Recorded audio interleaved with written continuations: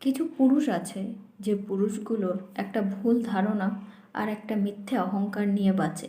তারা মনে করে যে তাদের সমস্ত পরিশ্রম তাদের নিজের, তাদের সমস্ত পয়সা, টাকা, ধন সম্পদ এগুলোর উপরে অধিকার শুধুমাত্র তার একারই পরিশ্রম, আর সেগুলো তারই ভাগ্য কিংবা তারই সমস্ত পরিশ্রমের ফল।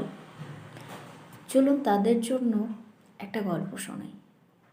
একটা চাষি, সেই চাষিটা মনে একদিন যে প্রশ্ন জিজ্ঞাসা ওঠে যে আমার ভাগ্যে কত টাকা লেখা আছে, তাই জানার জন্য সে একজন সাধু সন্ন্যাসীর কাছে যায়।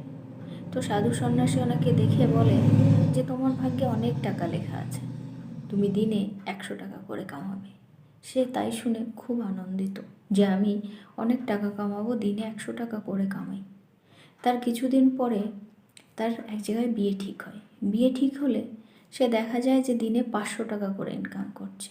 তখন তার মনে প্রশ্ন ওঠে যে ওই সন্ন্যাসী তো আমাকে বলেছিলেন যে আমি দিনে 100 টাকা করে কামাবো, তাহলে আমি 500 টাকা করে কেন কামাচ্ছি?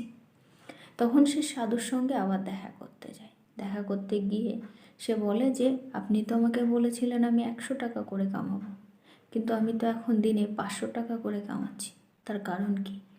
সে সাধু তাকে জিজ্ঞেস করে যে তোমার কি কোথাও বিয়ে ঠিক হয়েছে? সে বলে হ্যাঁ।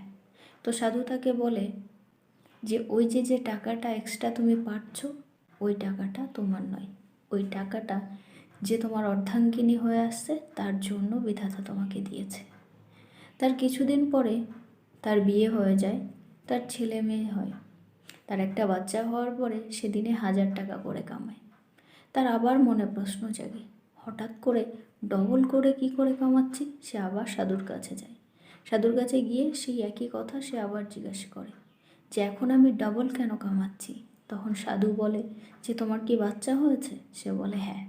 বলল যে তোমাদের দুইজনের যে কামাই সেটা তোমাদের জন্য পর্যাপ্ত ছিল, কিন্তু এখন তুমি যে ডাবল কামাচ্ছ সেই টাকাটা তোমার ওই বাচ্চার জন্য, সেটা তার এখন প্রয়োজন, তাই বিধাতা তোমাকে দিয়েছে।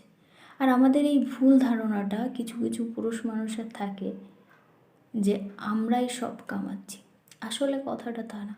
আমাদের ভাগ্য, আমাদের পরিশ্রম, আমাদের কর্ম সব কিছুই বিধাতা লিখে দিয়েছে। আমরা যেভাবে আসছি সেইভাবে আমাদের ভাগ্য নিয়ে আসছি, কিন্তু বেশিরভাগ পুরুষ মানুষ এই ভুল ধারণাটাই থাকে যে সব কিছু তারই ভাগ্য। এটা একদমই নয়।